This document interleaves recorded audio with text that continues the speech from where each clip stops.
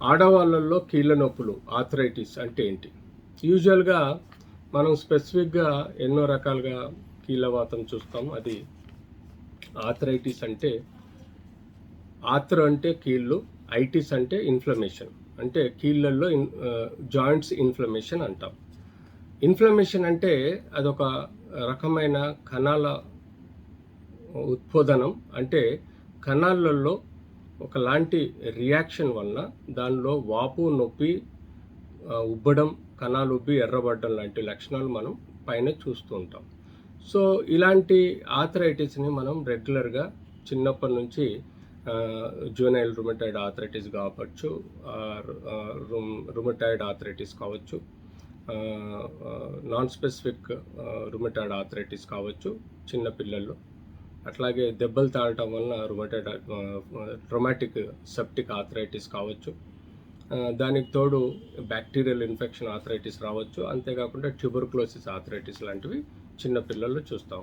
Above middle ఏజ్లలో మనం as యూజువల్గా ఇటు ఇన్ఫెక్షన్ వలన బ్యాక్టీరియల్ ఆర్థరైటిస్ కానీ ట్యూబర్క్లోసిస్ ఆర్థరైటిస్ కానీ మనం స్పెసిఫిక్గా చూడొచ్చు. అంతేకాకుండా ఇంజురీస్ వలన స్పెసిఫిక్గా జాయింట్ ఎరోజన్స్, జాయింట్ దెబ్బతినడం వలన కూడా ట్రొమాటిక్ ఆర్థరైటిస్, ఈవెన్ ట్రామా వలన సబ్సిక్వెంట్గా జాయింట్ యొక్క పొరలు దెబ్బతిని డీజనరేటివ్ ఆస్టియో ఆర్థరైటిస్, మిడిల్ ఏజ్లో ఎప్పుడైతే దెబ్బల వలన అవుతుంది, ఓల్డర్ ఏజ్లో అరగడం వలన డీజనరేటివ్ ఆస్టియో ఆర్థరైటిస్ లాంటిది వస్తుంది.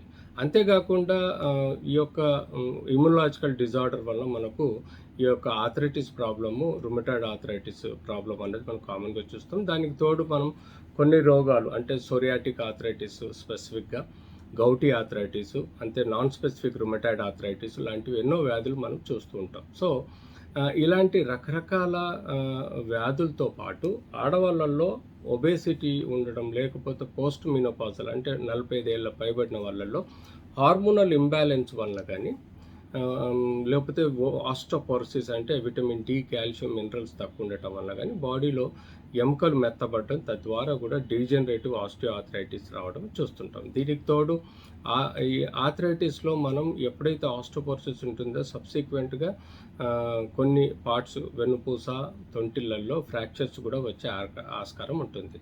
సో రుమటాయిడ్ ఆర్థరైటిస్లో యూజువల్గా ఆడవాళ్ళల్లో కీళ్ళు వంకర్లు పోవడం, కీళ్ళు వంగిపోవడం, కీళ్ళు మేజర్గా సమస్య రావడం లాంటి పార్ట్స్ని చూసినప్పుడు ఆ యొక్క ఆర్థరైటిస్ స్పెసిఫిక్గా ఉమెన్స్లో ఎక్కువగా, హార్మోనల్ ఇంబ్యాలెన్స్లో కూడా ఉమెన్స్లో ఎక్కువగా వచ్చేటట్టు ఉంటుంది.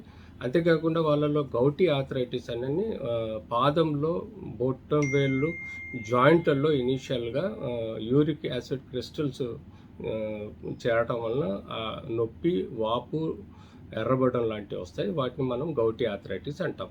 సో ఇలాంటి కీళ్ళ వ్యాధి ఆడవాళ్ళలో వచ్చినప్పుడు స్పెసిఫిక్గా మనం రక్త పరీక్షలు, సిటీ స్కాన్, ఎంఆర్ఐ లాంటివి చేసి దాన్ని డయాగ్నోజ్ చేసుకోవడం, దానికి తోడుగా మనకు ఈ యొక్క బ్లడ్ టెస్టులు ఏవైతే రుమటాయిడ్ అయితే రుమటాయిడ్, నాన్ స్పెసిఫిక్ రుమటాయిడ్ అయితే నాన్ స్పెసిఫిక్ రుమటాయిడ్, గౌటీ అయితే యూరిక్ యాసిడ్స్, సోరియాటిక్ ఆర్థరైటిస్ స్పెసిఫిక్గా బ్లడ్ టెస్ట్ ఉంటుంది. అంతేకాకుండా మనకు వివిధ రకాల సెప్టిక్ ఆర్థరైటిస్ అయితే ఆ చీమును పంపించి టెస్ట్ చేసుకోవచ్చు.